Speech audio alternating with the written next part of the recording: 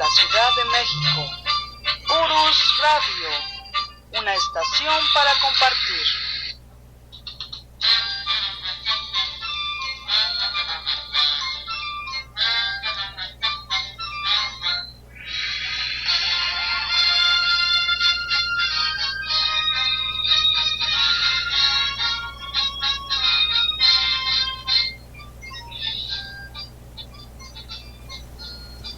Hola, ¿qué tal? ¿Cómo están? Muy buenas noches.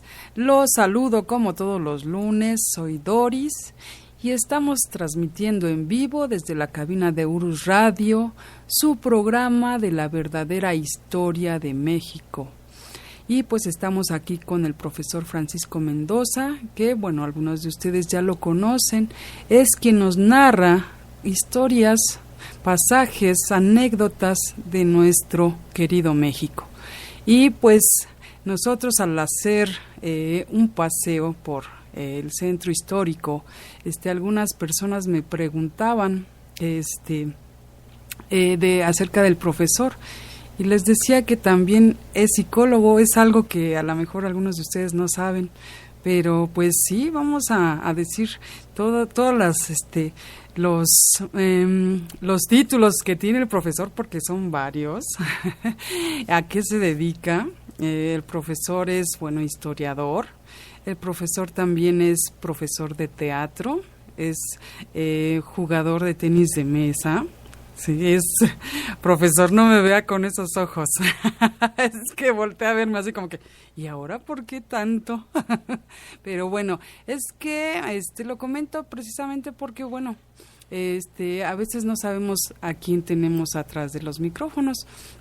Y pues bueno, el profesor sí tiene bastantes cualidades. Bueno, ustedes ya lo han visto, ya lo han escuchado. Y pues profesor, ya no sigo entonces, porque ya se me quedó viendo otra vez. A ver, vamos a saludarlo. Buenas noches, profesor. Licenciada, buenas noches. Buenas noches. ¿Cómo está? Queridos amigos que están escuchándonos aquí en Urus Radio. Bien, licenciada, bien.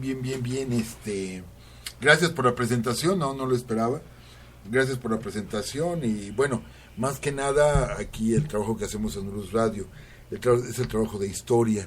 Sí, efectivamente soy psicólogo, director de teatro, pero de eso es aparte, aunque claro que me sirve bastante todo ese conocimiento para la parte de la historia. Pues sí, pero déjenme decirles, tiene 4 años, ya casi 5, profesor, que estamos en Urus, en Urus Radio. Pero usted hizo la carrera de psicología en este lapso, profesor, entonces es un gran mérito. Entonces, esa es una de las cosas. Y qué otra, el profesor viaja mucho, igual porque es árbitro de tenis de mesa, ya hasta ahí me quedo, porque si no va a decir el profesor, está ventilando toda mi vida. Pues precisamente es el motivo del programa del día de hoy, licenciada. Tuve la oportunidad de ir a impartir un curso en la Universidad de Tabasco, a invitación del señor Gerardo Palavicini, que nos está escuchando en este momento, al cual le envío un fuerte saludo, un fuerte abrazo y un gran saludo. Fui invitado a Tabasco en estos días y bueno, el programa el día de hoy, pues vamos a hablar precisamente de la riquísima historia de nuestro querido estado de Tabasco. Y por allá estuvimos en estos días, puedo adelantar un poquito, padeciendo un calor terrible, pero terrible calor. Estuvimos arriba de los 40 grados, la tarde del jueves estuvimos a 44, 45 grados a la sombra, y pero pues por ahí alguien me comentó, no se preocupe profesor, en Campeche, que está aquí adelantito, están en 49 grados. No, terrible el calor. Pero de eso platicaremos, de la historia de Tabasco y de algunas anécdotas y cosas bien interesantes que tiene nuestro querido estado de Tabasco. Perfecto, profesor. Pues vamos a saludar a algunas personitas que están en el chat. Ya está nuestro amigo Guillermo Espínola, dice muy buenas noches. Casi no llego, pero aquí estoy con ustedes, licenciada Doris y profesor Mendoza. Saludos, señor Guillermo. Y también está Mario Hernández en Pualteca. Dice, muy buenas noches, mis mejores deseos para todos ustedes, un excelente trabajo, felicidades. Saludos, Mario. Y también está Santiago Montiel. Hola, Santiago. Buenas noches, saludos. Bueno, ya se quedó a la mitad, creo, pero bueno, saludos, Santiago. Y también está Israel Arriaga, dice, muy buenas noches, licenciada Doris y maestro Mendoza, aquí estamos presentes. Pues un abrazo muy fuerte para todos ellos, bienvenidos. ¿Y le parece si empezamos? Pues usted me dice, licenciada, comenzamos entonces. Bueno, pues les comentaba, tuve la oportunidad de estar en estos días en el precioso estado de Tabasco. Yo no había estado nunca en Tabasco. Había llegado hasta el sur de Veracruz y de hecho son 3 estados del país y sí, algunos de nuestros amigos ahorita que nos escuchen nos van a colgar, van a decir cómo es posible que no conozcan esos estados. Bueno, yo no tenía la oportunidad de conocer 3 estados, yo para allá los conozco todos de nuestro bellísimo México. No, 4 estados que no conozco, que es la Baja California Sur, nunca he estado ahí, Chiapas, Campeche, y contaba en esto, perdón, es que sí me quedé con un mensaje. Voy a quitar el chat para que no se distraiga el profesor. A ver, profesor. ¿Sí? Entonces era el estado de Campeche, el estado de Chiapas, Baja California Sur y el estado de Tabasco. Entonces, lo que es la parte sur del país no tenía yo oportunidad de conocer. Estuvimos allá en Tabasco, insisto, un calor terrible como está ahorita en la Ciudad de México, pero bueno, allá llegábamos a los 45 grados, insisto, a la sombra, y bueno, les platico así rápido. Tabasco tiene mucha historia, muchísima. Hace 2 semanas estábamos haciendo un recorrido por el centro histórico de la Ciudad de México y yo tenía muchas ganas de hacer un recorrido por el centro histórico de Villahermosa, porque tiene también una historia riquísima que vamos a platicar aquí y que tiene mucho que ver con México, con la Ciudad de México, pues, o con el centro del país y con la historia en general, tiene mucho que ver. Pero yo recuerdo que bajo del avión, nuestro amigo Palavicini fue por nosotros, bueno, fue por mí al aeropuerto. Cuando salgo del aeropuerto me llama la atención la carretera que lleva del aeropuerto a la ciudad de Villahermosa. El primer tramo de la carretera vamos en medio de la selva. De hecho, se tapan los rayos solares por la vegetación. Es un paseo, haga de cuenta, 1 kilómetro, pero es muy bonito ese recorrido. Y lo primero que pensé, dije, esta es la tierra donde se inició la conquista de México.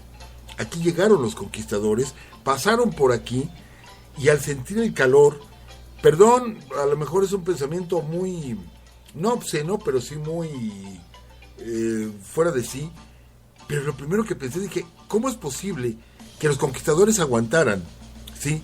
Con la malla que se ponían, con la armadura que traían encima, que es una hoja de lata, y con un calor como el que hace aquí en Tabasco? ¿Cómo aguantaban los conquistadores? Y no, de pronto me di la respuesta y dije, no, ¿cómo lo aguantaron nuestros antepasados? ¿Cómo soportaron? Porque recuerden, esto es real, ellos no se bañaban. Normalmente se bañaban una vez al año. Entonces, imagínense el olor, ¿sí? Sí, muchos a lo mejor arrugaron de ahorita la nariz y dirán, qué horrible, pues era real. De ahí que algunos de los españoles decían, es que nos están sahumando. Y otras personas dicen, no los sahumaban. Lo que pasa es que no aguantaban la pestilencia de estos hombres. Y sí, el calor era tremendo. Y para estar con un peto y con una armadura encima, caramba.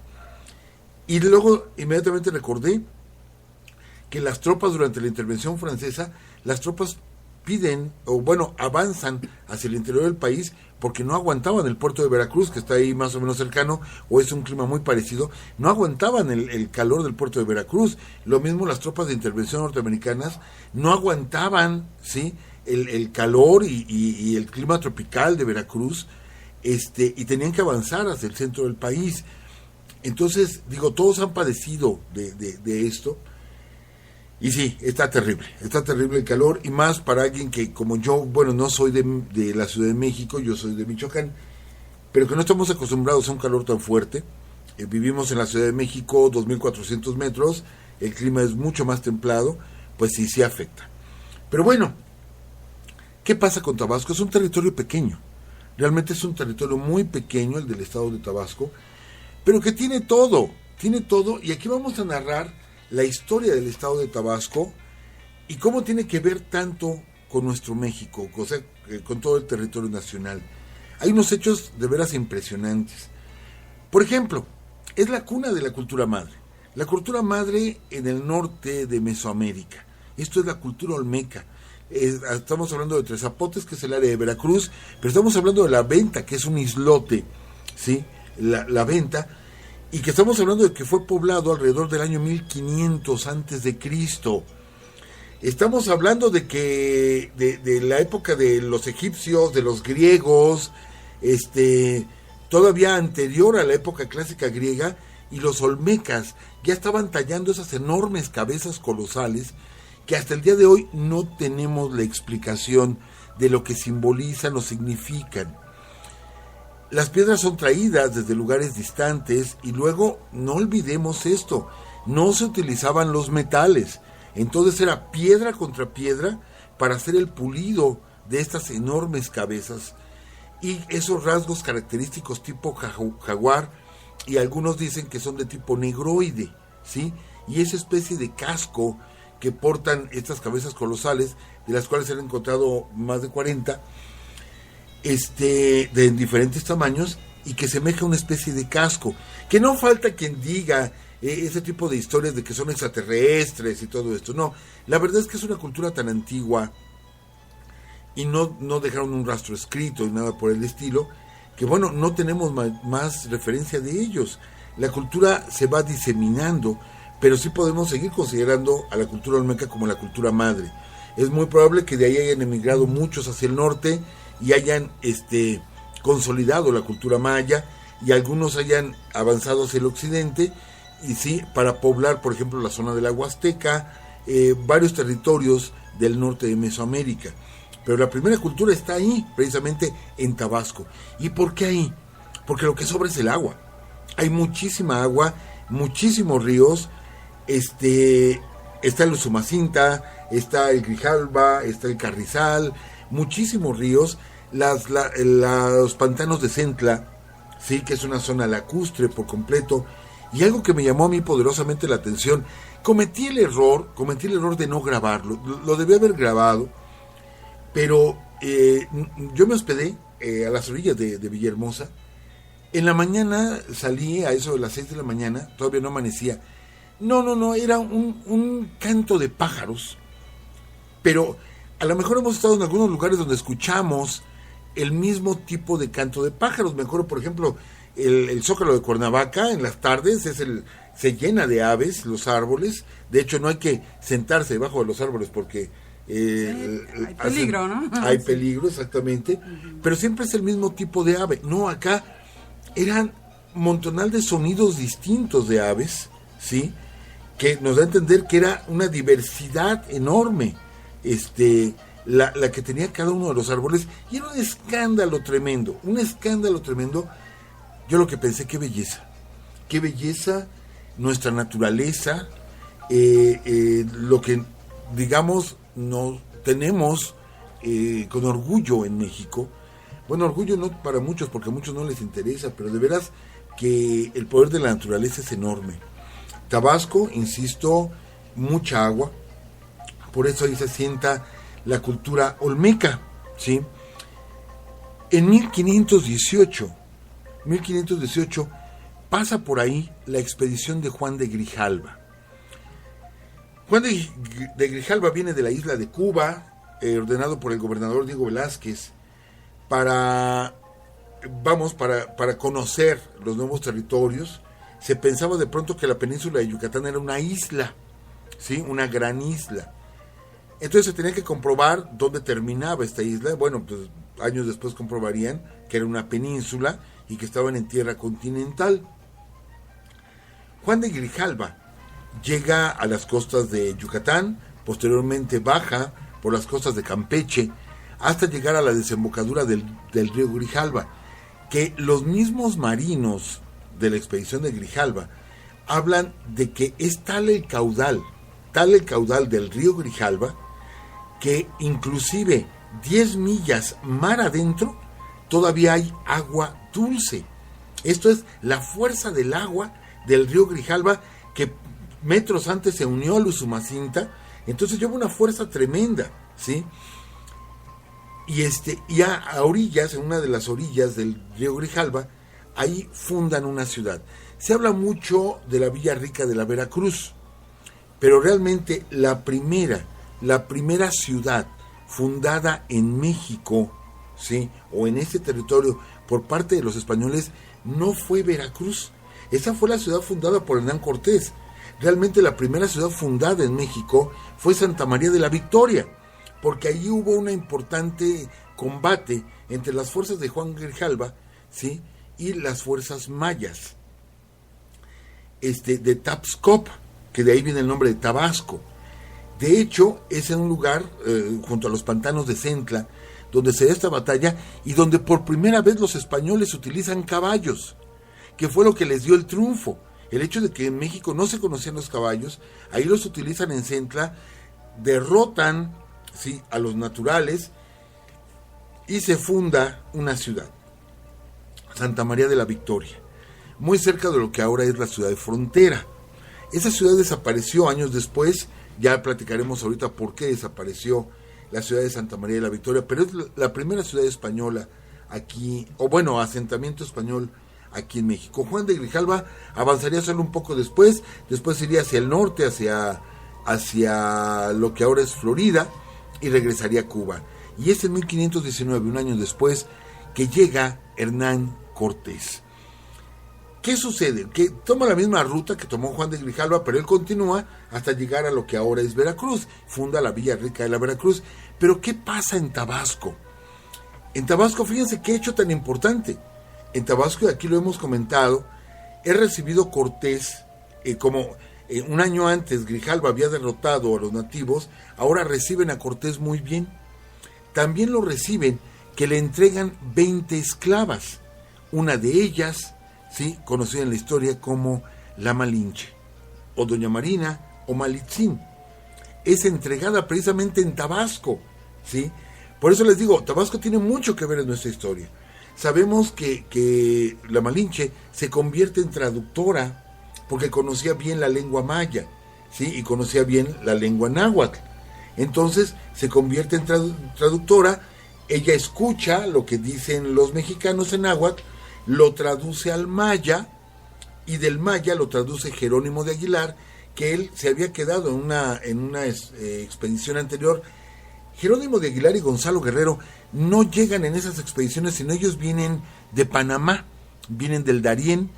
El buque se hunde, ellos agarran una pequeña barcaza, la barcaza es desviada hacia costas yucatecas, llegan 20 españoles, 18 son muertos o sacrificados, 2 sobreviven, Gonzalo Guerrero, Jerónimo de Aguilar, y cuando Cortés pasa por esos lugares, se da cuenta de que hay españoles.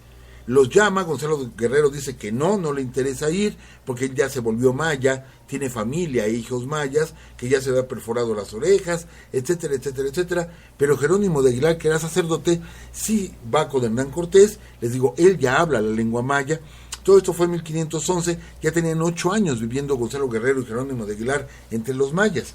Entonces, doña Marina viene a ser pieza clave en la conquista. Ya hemos platicado mucho de ella. Hablábamos de que en el lienzo de Tlaxcala, este códice, conocido así como lienzo de Tlaxcala, y si ustedes lo pueden ver por internet, vean cuántas imágenes hay de Malinche, siempre detrás o a un costado, pues, de Cortés, y se ve que ella está hablando. O sea, mientras Cortés está en batalla, está en combate, está con nobles indígenas, siempre Malinche está detrás de él, con este signo náhuatl que significa hablar. Y es más, en una ocasión, en uno de esos cuadros, aparece con un arma española. Esto es, que participó también en los combates. Y sabemos lo importante que fue Malinche. Sabemos que ella, lo hemos dicho aquí, fue quien le explicó a Cortés cómo era que se peleaba en México. que en México no se peleaba de noche. Ella le dijo que lo iban a traicionar en Cholula, que había una emboscada, que no era cierto, pero que provocó la matanza de Cholula. Ella alcanza a escapar en la noche triste.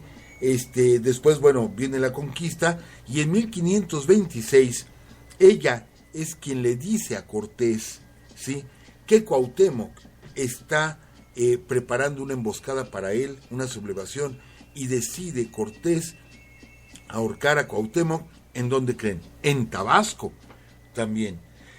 No se sabe el lugar preciso, pero los historiadores llegan a la conclusión de que fue un lugar muy cercano a Tenosique, Tabasco, donde fue ahorcado Cuauhtémoc. Yo sé que la tradición dice que está en Izquiatopan, Guerrero, y que la profesora Eulalia Guzmán encontró los restos. No es así, no eran los restos de Cuauhtémoc. Él, insisto, bueno, fue muerto ahí en Tabasco. Igual pudieron haber traído su cuerpo hasta acá, pero no hay nada que lo consigne, y cuando se hicieron los exámenes y análisis de los restos de Izquiatopan en Guerrero, pues se encontró que no eran los restos del último líder, el último jefe mexica antes de la conquista, que fue el gran Cuauhtémoc. Y les digo, otra vez vuelve a ser Tabasco.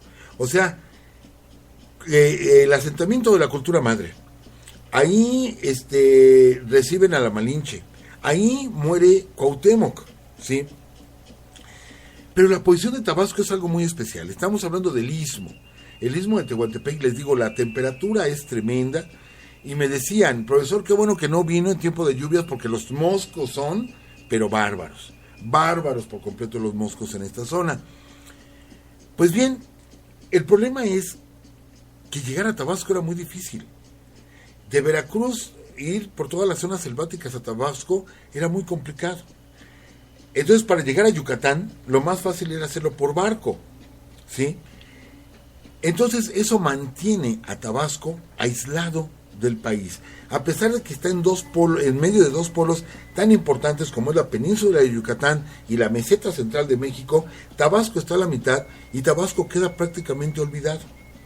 Tan olvidado queda Tabasco, ¿sí?, que ese asentamiento de Santa María de la Victoria era un pequeño puerto nada más, porque se hacía el viaje, insisto, a Campeche, a Progreso, o sea, Yucatán, siempre en barco. No había caminos, pues. Abrir un camino por mitad de la selva era muy difícil, porque apenas abrían el camino y otra vez la selva lo volvía a tupir. Es entonces que a finales de los 1500, a finales del siglo XVI, en lo que ahora es Ciudad del Carmen, en Campeche, en lo que es la laguna, ¿sí?, se da un asentamiento que duró 200 años. ¿Qué asentamiento es este? Es un asentamiento inglés. En pocas palabras, son piratas, ¿sí?, que tenían a Ciudad del Carmen, tenía otro nombre en aquel tiempo. Esa pequeña isla, ¿sí?, es como hablar de la famosa isla de la Tortuga, o como hablar de Jamaica, que fueron lugares de escondite de los piratas ingleses. Pero ellos duraron 200 años ahí, 200 años metidos ahí los piratas. Entonces de ahí salían los barcos que atacaban los barcos españoles, que llevaban nuestra riqueza para España, los que salían de Campeche, o sea, los que salían de Veracruz y los que salían de Campeche. Ahí estaban metidos. Aparte, ellos se llevaban riqueza. Estamos hablando de cacao, estamos hablando del palo de Campeche, estamos hablando de mucho producto, vamos, que ellos se llevaban. Llegaban los españoles, los atacaban, los piratas se iban, pero nadie se quedaba a vivir ahí en la laguna de Términos, nadie se quedaba. Entonces se iban los españoles y regresaban otra vez los piratas, ¿sí? Por eso Campeche terminó siendo una ciudad amurallada. Y ahí es donde Santa María de la Victoria, este pequeño asentamiento que funda Juan de Grijalva, recibe tantos ataques de piratas, a cada rato los están ataque y ataque, que la población decide irse más al norte sobre el río Grijalva, a una loma, ¿sí?, que estaba pues bastante más adentro del río, que era conocida como San Juan Bautista, lo que hoy conocemos como la ciudad de Villahermosa. ¿Qué sucede? Que esa ciudad fue defendida, fue atacada por Lorencillo, por ejemplo, por algunos piratas que anduvieron por las calles de Villahermosa y la gente de Villahermosa se defendió, aunque en alguna ocasión sí pudo Lorencillo tomar la ciudad de Villahermosa e incendiarla, pero no pudo permanecer ahí. De hecho, sí funcionó que la población se fuera más al norte y Santa María de la Victoria prácticamente fue desapareciendo. Es hasta finales del siglo XVIII cuando por fin se pueden deshacer de los piratas, de 300, 400 piratas que ya tenían una colonia ahí en Ciudad del Carmen, y que cuando son expulsados definitivamente, lo único que hacen es darle la vuelta a la península de Yucatán y buscar otro tipo de asentamientos. Esos asentamientos, ¿dónde quedaron? En Belice, ¿sí? En este país que colinda al sur con México. Ahí fue donde quedaron los asentamientos piratas, en Belice precisamente. Pues bien, estamos hablando de finales del siglo XVIII, les repito, Tabasco y más Villahermosa, que ya queda más adentro del río Grijalva, pues no tienen un desarrollo. En sí no hay un desarrollo porque están olvidados de México. México de alguna manera va creciendo y se da la independencia de México, las noticias llegan a Tabasco, pero pues no hay allá gran movimiento durante la guerra de independencia.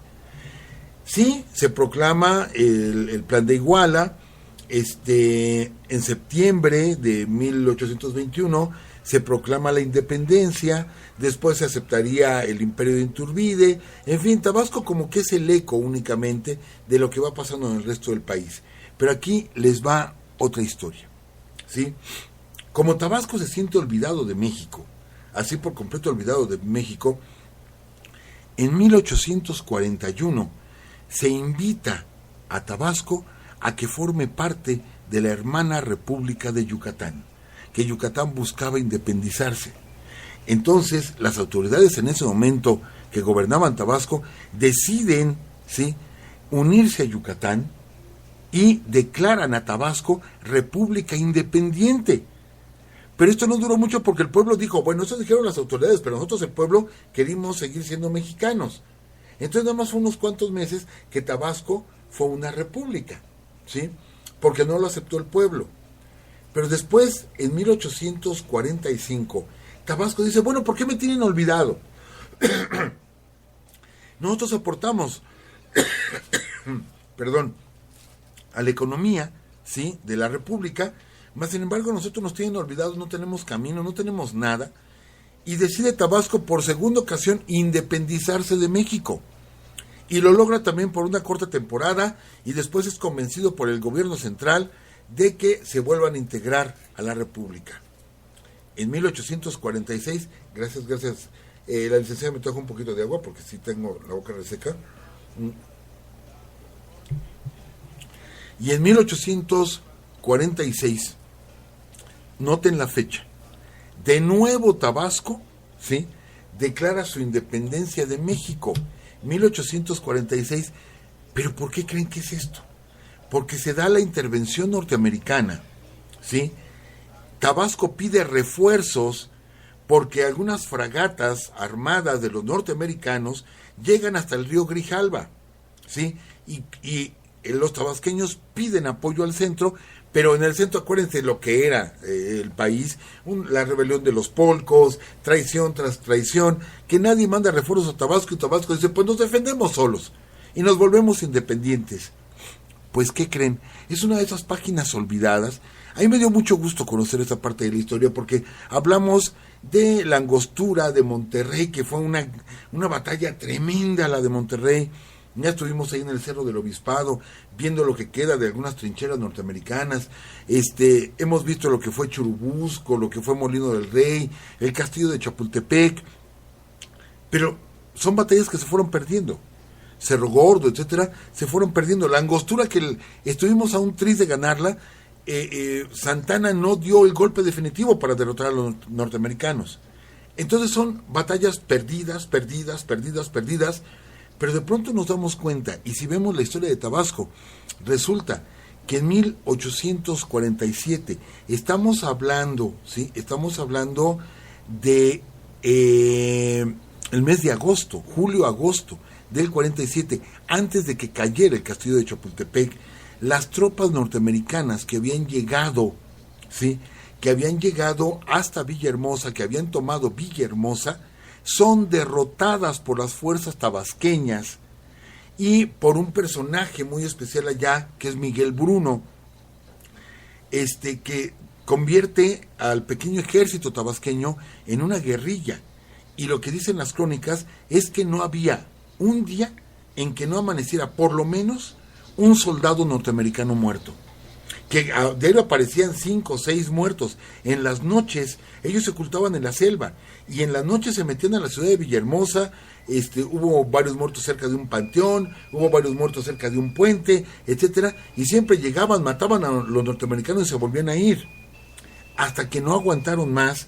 Hay un ataque masivo por parte de las fuerzas de Miguel Bruno y logran expulsar a los norteamericanos en un triunfo del cual no se habla en la historia de México, porque hablamos de las derrotas, pero no hablamos de los triunfos. Estamos hablando de que antes de que cayera Chapultepec, los norteamericanos son expulsados, ¿sí?, expulsados de Tabasco. Ellos los derrotaron a los norteamericanos. Bien, Miguel Bruno se convierte en un héroe popular. Curiosamente, después estaría en pugna en el 48 con el gobernador de Tabasco y sería fusilado.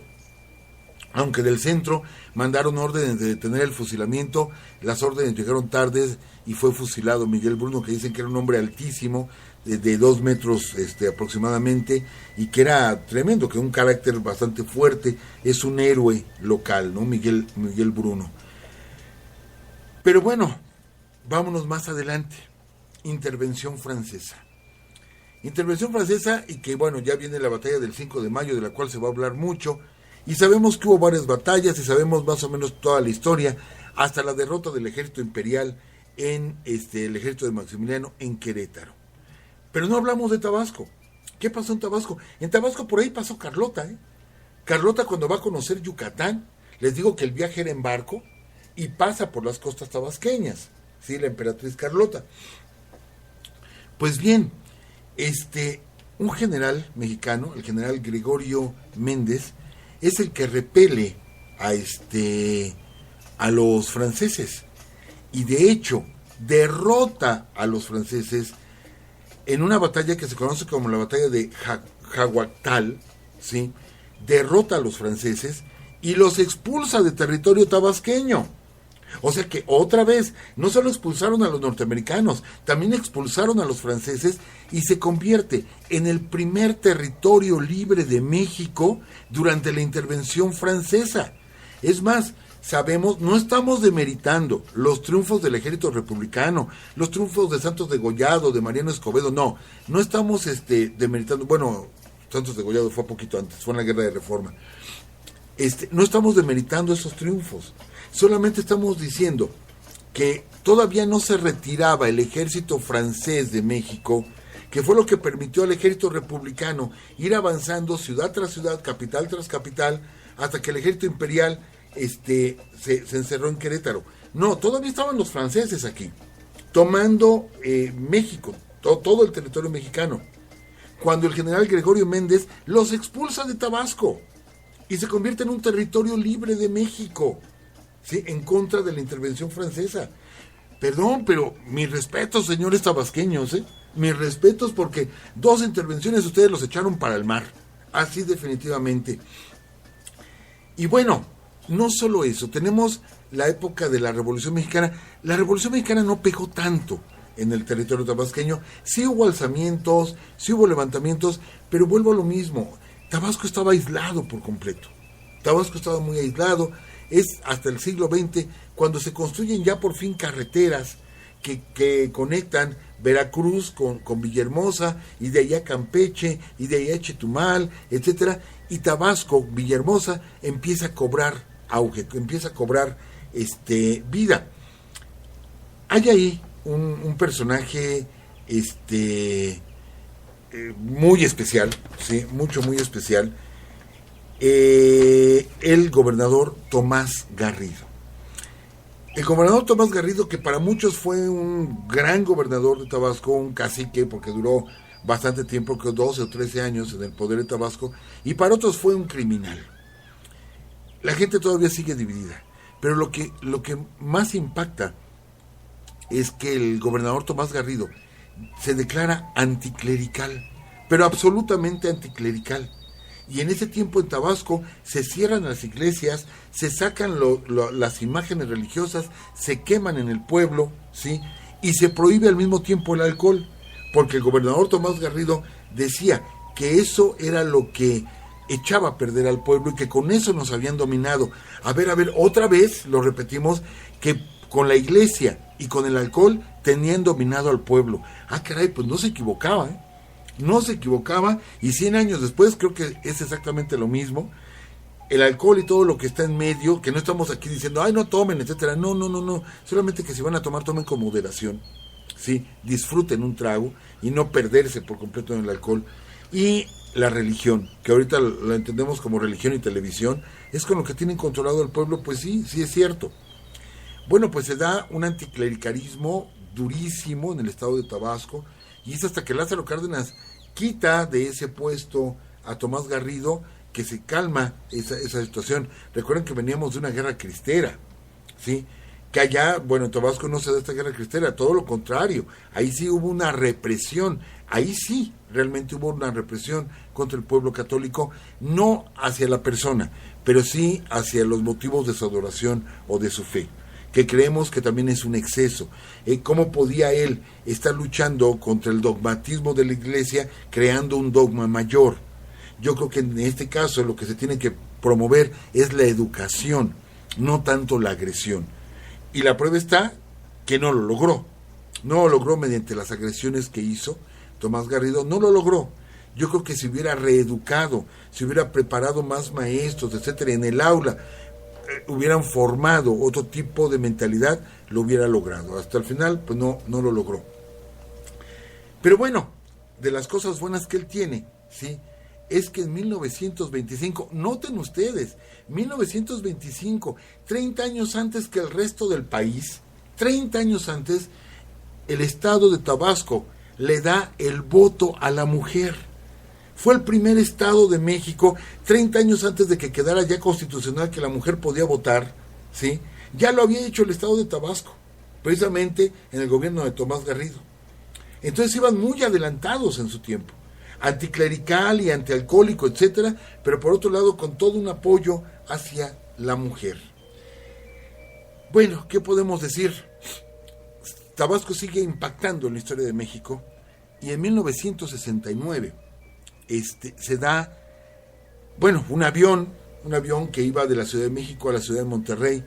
Poco antes de llegar a la Ciudad de Monterrey el avión se cae, ¿sí? Y en este avión iba el señor Alberto Madrazo en 1969.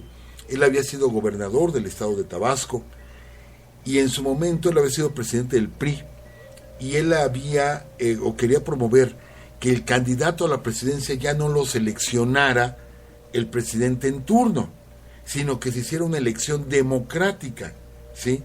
Y se echa encima a Gustavo Díaz Ordaz. Sí, ese de Tlatelolco de 68, se lo echa encima a Alberto Madrazo. Yendo Alberto Madrazo en este vuelo en Monterrey, el avión se cae, aunque hay testigos que dicen de que antes de estrellarse el avión se escuchó una explosión y que fue lo que derribó el avión, que fue muy probablemente un atentado en contra de Alberto Madrazo, padre de Roberto Madrazo, ¿sí?, de que luego estaría metido en las cuestiones políticas en los 90s. Bueno, fue su padre. ¿Cómo estaría la explosión? Que de Alberto Madrazo lo único que encontraron fue una mano con su anillo de bodas. Fue lo único de su cuerpo que encontraron tras la explosión y el choque del avión cerca de Monterrey, que por cierto, en ese avión viajaba uno de los grandes tenistas mexicanos, de los únicos ganadores de la Copa Davis, porque México llegó a ganar una ocasión la Copa Davis, el Pelón Osuna. Rafael el Pelón Osuna iba en ese avión, ¿sí?, y que si fue un atentado, pues iba en el avión equivocado, y por matar a Alberto Madrazo, pues muere este grandísimo tenista mexicano, ¿sí?, en 1969. Y bueno, después vendría el boom petrolero, porque de pronto Tabasco no solamente es rico en vegetación, no solamente es rico en flora y fauna, sino también es rico en petróleo, ¿sí? viene el boom petrolero, lo que ha elevado la economía de los tabasqueños. Es una ciudad que ya se empieza a dibujar como una ciudad moderna, ¿sí? Una ciudad con avenidas, con pasos a desnivel, etcétera. No tuve oportunidad, por las actividades que estaban allá programadas, no tuve la oportunidad de visitar el centro histórico. Me hubiera encantado visitar el centro histórico de Villahermosa, para poder ver a estas personas todavía caminar, ver ahí al general Gregorio Méndez, ver ahí a Miguel Bruno luchando en guerrilla contra los norteamericanos. Me hubiera gustado con ese tipo de imágenes poderlas observar entre las calles del centro de Tabasco. No tuve la oportunidad, pero prometido que personalmente quiero regresar a la ciudad de Villahermosa y poder disfrutar de toda esta parte de la historia que, les digo, ha impactado tanto a la historia en general de nuestro país. Hay por ahí muchas anécdotas. Por ejemplo, sí, no podemos dejar de hablar del gran poeta tabasqueño Carlos Pellicer.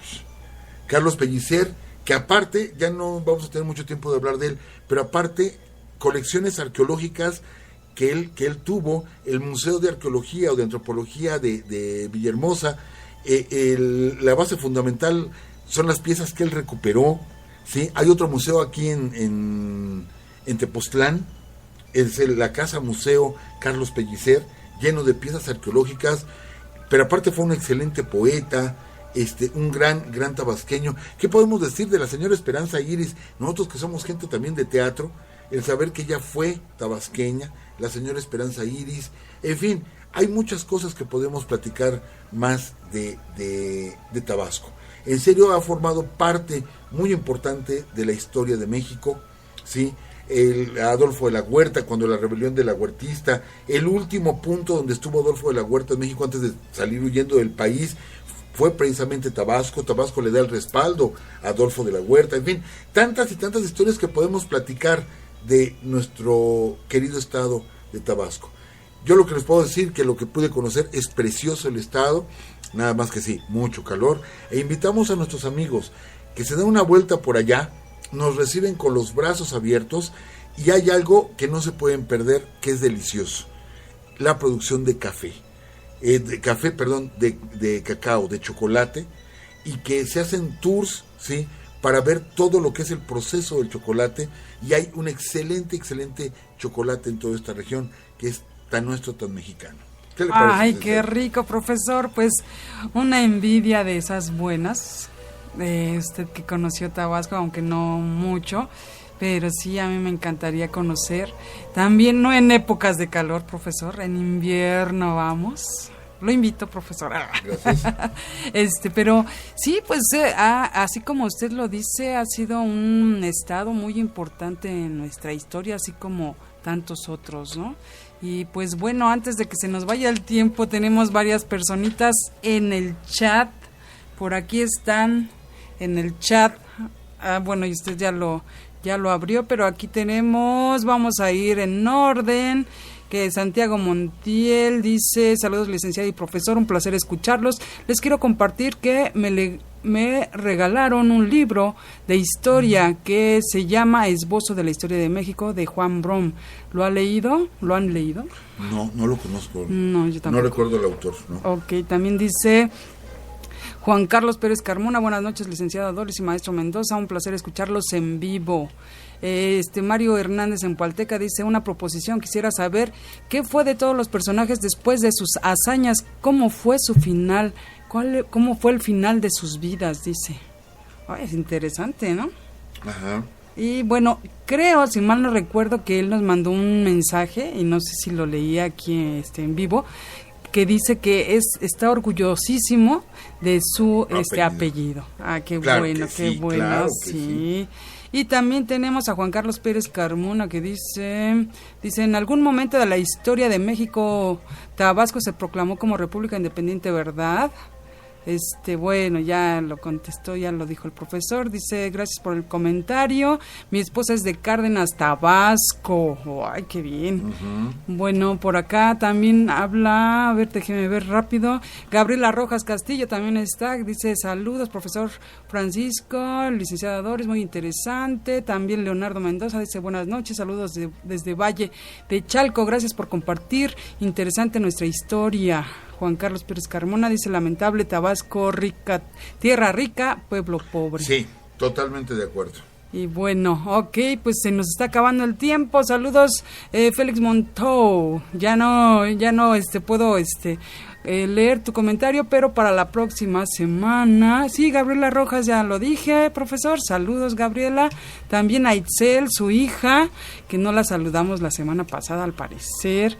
Y pues bueno, que estén muy bien, cuídense mucho. A ver, profesor, rapidísimo. Saludos, me pidieron unos saludos para Guanajuato, por parte de nuestra amiga Elvia, que nos pide saludos para su familia allá en Guanajuato.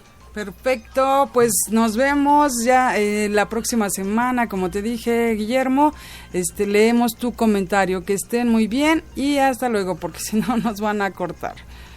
Hasta luego.